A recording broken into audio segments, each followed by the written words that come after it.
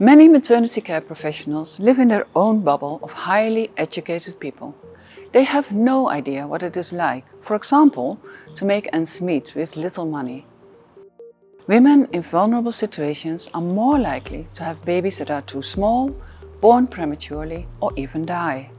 In our research, we study how professionals can build good relationships with women in vulnerable situations to improve the outcomes of their maternity care.